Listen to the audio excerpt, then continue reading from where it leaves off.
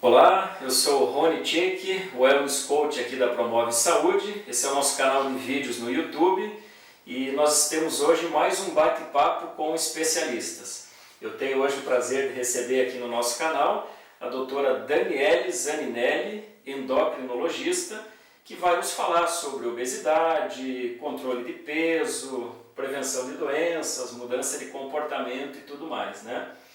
Eu vou passar a palavra para a doutora Daniele se apresentar e fazer a sua saudação inicial. Lembrando que esse mês é um mês importante, onde nós temos o Dia Nacional de Prevenção de Obesidade e inclusive o foco é obesidade infantil. Então, Dani, seja muito bem-vinda aqui ao nosso canal, a palavra é sua. Obrigada, é um prazer estar aqui, né, batendo esse papo tão interessante e acho que importante na vida das pessoas. Então, essa questão da obesidade é importantíssima, né? Nós sabemos que metade da população brasileira já está acima do peso e quando nós falamos de criança, o aumento dos índices de obesidade é assustador. Então, no grupo entre 5 e 9 anos de idade, já são quase metade das crianças estão acima do peso. E nós temos visto nas crianças doenças que eram vistas antes praticamente só em adultos. Né? Então, essas crianças têm apresentado diabetes, hipertensão arterial, aumento dos níveis de colesterol. E isso vai ter consequências para elas, né, ao longo da vida. Uhum.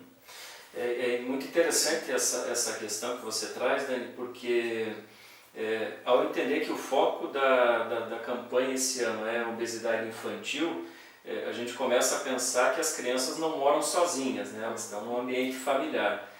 Você poderia falar um pouco sobre essa relação, por exemplo, a relação do ambiente familiar, a influência do pai e da mãe na alimentação da criança? Como é que você vê hoje essa questão toda? A participação da família é fundamental, como você falou. Então, o primeiro passo é a família reconhecer que a criança está acima do peso. Então, muitas vezes até existe aquela ideia de que a criança é cheinha, a criança é saudável, ainda nos dias de hoje, né? E nós sabemos que não, que elas já estão sujeitas a complicações do excesso do peso. Então, nós sempre falamos que é melhor você mostrar para a criança o que fazer, dar o exemplo, né? Os pais terem já os hábitos de vida saudáveis para que a criança aprenda vendo, né? Não adianta você falar para a criança o que fazer quando você não tem aquela atitude com você. Esse realmente é um desafio interessante. Eu até queria explorar um pouco mais essa questão, porque a gente acompanha as pesquisas e percebe que a expectativa de vida ela tem aumentado cada vez mais. E a tendência é que aumente cada vez mais mesmo, né? Com os avanços na tecnologia, na medicina, tratamentos, diagnósticos, enfim. Mas me parece, né, Dani, que o grande desafio hoje é ajudar as pessoas a encontrarem razões para mudar, né? E aí me parece que o fato não é simplesmente viver mais, mas é viver melhor, é viver com mais qualidade, né? Como é que você, que atende vários pacientes aí todos os dias, como é que você vê essa questão das pessoas estarem dispostas a mudar alguns hábitos, a mudar alguns comportamentos? Eu acho que um dos pontos é ter uma informação adequada, né? Então as pessoas têm que ter o conhecimento de que no Brasil 72% dos casos de morte estão associados às doenças crônicas não transmissíveis. 72%? 72%. Dessas doenças crônicas, 80% correspondem a casos de diabetes, hipertensão arterial, câncer e doença pulmonar obstrutiva crônica. Então essa doença pulmonar está mais associada ao tabagismo. As outras 3 estão associadas de forma muito íntima com a obesidade. Então, isso já deve ser um estímulo suficiente, né, para você resolver mudar seus hábitos. Então, as pessoas que conseguem, por exemplo, controlar o sedentarismo na sua vida, elas já estão fazendo algo muito grande, né, porque o sedentarismo ele aumenta em 20 a 30% o risco de morte por qualquer causa. Então, se você controlar o sedentarismo, passar a ter uma alimentação saudável, né, nada com muitas restrições, nada que te leve a sofrimento, e além disso, conseguir controlar o consumo de bebidas alcoólicas, por exemplo, você já está reduzindo enormemente o risco dessas doenças, que são as principais causas de morte aqui no país. Interessante. E você consegue perceber, Dani, diferença, por exemplo, entre diferentes patologias? Por exemplo, o obeso ele tem um determinado comportamento, uma determinada resistência, o diabético, o hipertenso? Existe diferença entre as patologias? Com certeza, acho que a motivação dos pacientes para mudar é diferente, né, de uma doença para outra. Então, até quando o paciente já apresenta uma doença, que ele já tenha sintomas, já tem alguma complicação evidente, fica mais fácil ele sentir que precisa mudar. Né? Então, um paciente que tem uma glicemia alterada, que ele nunca deu bola, de repente ele tem uma dor no peito, né? Vai para o hospital, acha que é um infarto. Depois daquilo, mesmo que ele não tenha tido nenhuma complicação mais séria, ele passa a mudar seus hábitos. Ele percebe, opa, pode acontecer comigo. Né?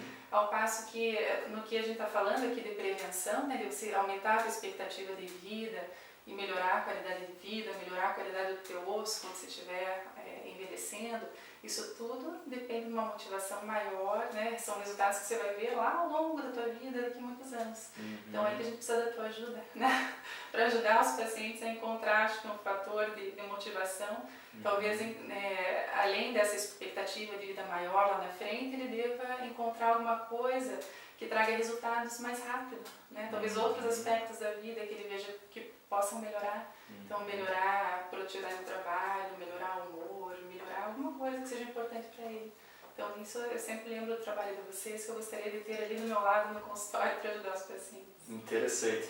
Eu até estou pensando aqui que talvez nos próximos a gente vai compartilhar um pouco do making off, porque antes dessa entrevista aqui nós conversamos sobre alguns pontos e a doutora Daniele trouxe uma perspectiva muito interessante. Eu queria te convidar para compartilhar isso. É que até mesmo aqui nesse canal nós já falamos muitas vezes que somente informação não é suficiente para mudar comportamento, né? A gente precisa de fato encontrar razões e as motivações que movimentam as pessoas em direção a essas mudanças, né?